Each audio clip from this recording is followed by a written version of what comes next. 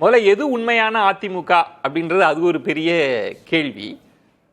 திரு CV. Shanmugam தரப்பை விஜய் அவர்கள் சந்தித்ததை நீங்க எப்படி புரிஞ்சுக்கிறீங்க?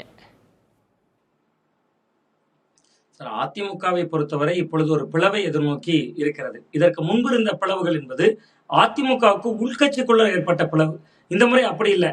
இந்த முறை அந்த பிளவு உட்கட்சிக்குள்ள பிளவு தான். ஆனால் யாரை ஆதரிப்பதுங்கிற பிளவு. நீங்க கடந்த காலங்கள் அவர்களுக்கு ஏற்பட்ட பிளவுலாம் அதிமுகவுக்குள் யாரை ஆதரிப்பது, யார் பொதுச் செயலாளர் அப்படிங்கிற இருக்கைக்கு ஏற்பட்ட சவால். இந்த முறை பாத்தீங்கன்னா இந்த கட்சிக்கு வெளியில தாவேக்காவை ஆதரிக்கிறதுன்னு ஒரு குழுவினரும் தாவேக்காவை ஆதரிக்க வேண்டாம் ஒரு குழுவினருக்கும் இடையில ஏற்பட்டிருக்கக்கூடிய பிளவு. இந்த பிளவுல எடப்பாடி பழனிசாமி அவர்களை சந்திக்கிறதுல முதல்வர் விஜய் தரப்புக்கு எந்த லாபமும் இல்லை.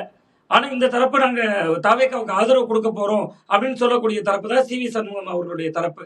அவர்கள் சந்திக்கிறது இயல்பாகவே தாவேக்காவுக்கு ஒரு லாபம். நீங்க இன்னைக்கு கிட்டத்தட்ட திமுக கூட்டணி கட்சிகளுடைய ஆதரவுல தான் விஜய் அவர்கள் இன்னைக்கு இந்த அரசை முதல்ல உருவாக்குனாங்க. பட் ஆனா அந்த ஆதரவு என்பதே பல விமர்சனங்களுக்கு உட்பட்டதாகவும் இருக்கு.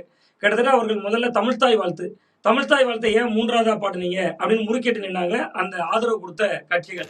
ரெண்டாவதா பாத்தீங்கன்னா இன்னைக்கு அவருடைய ஆஸ்தான ஜோதிடர் அவர்கள் ஒரு அரசு பொறுப்புல நியமிக்கப்படுறார். முதல்ல கண்டிச்சது யாருன்னா தமிழ்நாடு முற்போக்கு எழுத்தாளர் கலைஞர்கள் சங்கம், தாமுயகாசா, அது மார்க்சிஸ்ட் கம்யூனிஸ்ட் கட்சியினுடைய கிளை அமைப்பு, எழுத்தாளர்கள் அமைப்பு.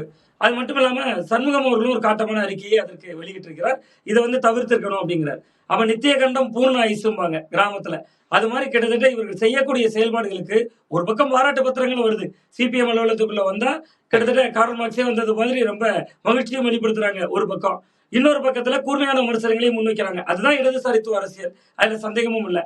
அப்படி இருக்கக்கூடிய சூழல்ல தான் இந்த சி.வி. சண்முகம் போன்றவர்களுடைய தரப்பு தாவேக்காவை ஆதரிக்கிறோம்னு சொல்லும்போது அது இயல்பாகவே விஜய் அவர்களுக்கு லாபம் இல்ல. அதுல சுவாமிநாதன் கடைசியில் இல்ல, அந்த இடத்துல ஒரு கேள்வி இருக்கு.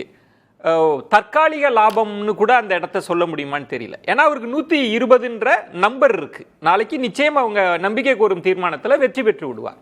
இதுக்கு முன்பு என்ன ஸ்டாண்ட்ல இருந்தாங்க? என்டிஏல நம்மளே பேசியிருக்கோம், ஆதரவு கோரவும் இல்லை, ஆதரவு கோருகிற எண்ணமும் இல்லை அப்படின்னு. இன்னும் அந்த கட்சிக்குள்ள ஒரு பிளவு இருக்கு, அது என்னன்னு தெரியல. இப்ப மார்க்சிஸ்ட் கம்யூனிஸ்ட் கட்சி இங்க ஆதரவு தெரிவிச்சுக்கிட்டு இருக்கிறாங்க.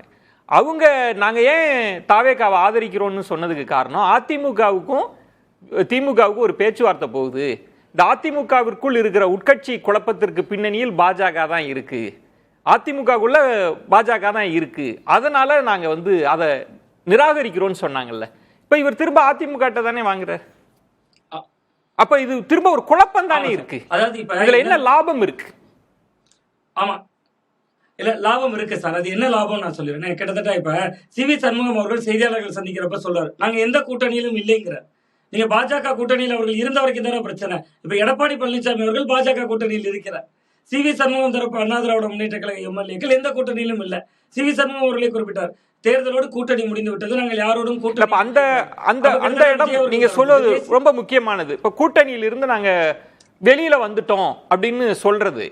ஆனா இந்த பிளவு திரு எஸ்.பி. வேலுமணி அவர்கள் எல்லாம் வச்சு இந்த ஆட்டத்தை என்னவா முன்பு கட்டமைச்சிட்டு இருந்தாங்க?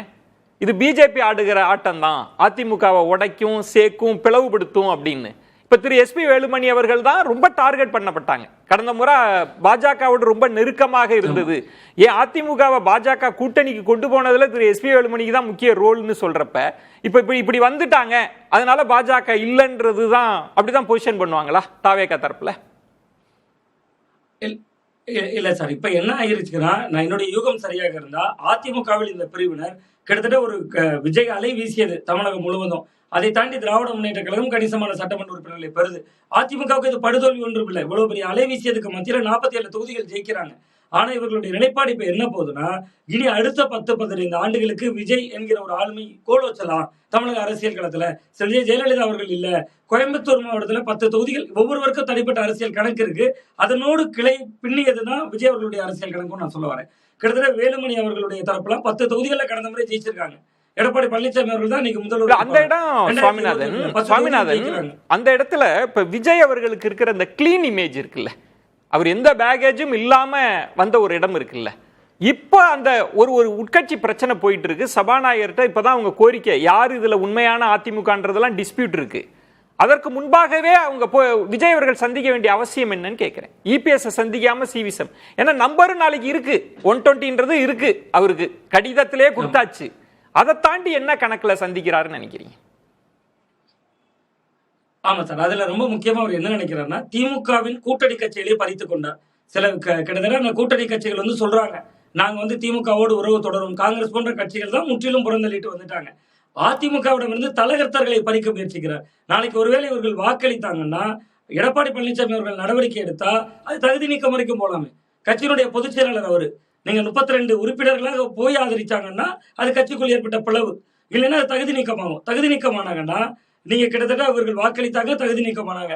இந்த 30 பேரும் 6 மாதங்களுக்கு பின்பு தேர்தலை சந்திச்சாங்கன்னா தாவேகா எம்எல்ஏ ஆயிட்டு போறாங்க. ஒருவேளை வாக் அவுட் பண்ணிட்டாங்கன்னா நீங்க சுவாமிநாதன் சிம்பிளா நாங்க வரமாட்டோம், ஆதரவை தெரிவிச்சாச்சு, விஜய் அவர்களே வந்தாச்சு, சால்வா போட்டாச்சு, நாளைக்கு நாங்க அடையாளபூர்வமா வாக் அவுட் பண்ணிக்கிறோம், ஒண்ணுமே செய்ய முடியாது. அப்படி என்றால் அவர்கள் 32 ஆகும் வரை ஆமா, அப்படி என்றால் அவர்கள் 32 என்கிற எண்ணிக்கை வரும் வரை காத்திருக்கிறார்கள் அர்த்தம். கிட்டத்தட்ட விஜய் அவர்கள் எடப்பாடி பழனிசாமி அவர்களை சந்திக்கல. கட்சியினுடைய பொதுச் செயலாளர் அவர், முன்னாள் முதல்வர் அவர். அதற்கு பின்னாடி இன்னொரு கணக்கு கூட இருக்கு சார். நீங்க 3 கோணங்கள் அதுக்குள்ள இருக்கு. ஒன்று என்னன்னா, திருமாவளவன் அவர்கள் முதல்வர் ஆவதற்கு சில முயற்சிகள் முன்னெடுக்கப்பட்டது. நான் சொல்லல, பேபி சொல்றாரு. திமுக கூட்டணிகள் இணையுதுங்கிறார். பேபினா குழந்தை இல்ல, மார்க்சிஸ்ட் கம்யூனிஸ்ட் கட்சியினுடைய அகில இந்திய பொதுச் செயலாளர். அவர் சொல்ற கருத்துங்கிறது ரொம்ப ரொம்ப முக்கியமானது. ஒன்று. இன்னொன்று அந்த முக்கியமானதுலதான் சுவாமிநாதன் மன்னிக்கவும் இல்ல, நீங்க பேபி அவர்கள் கருத்துன்னா அவர் அதிமுகவோடு கூட்டணின்ற இடத்தில் அதிமுக வந்து பாஜகவோட பிடியில் இருக்குன்னு தான் சொன்னார் அவர். அதுதான் எங்களுக்கு சிக்கலா இருந்தது, அதனாலதான் ஏற்றுக்கொள்ளல. அவர் அதிமுகவை பாஜகவை தான் பார்த்தார்.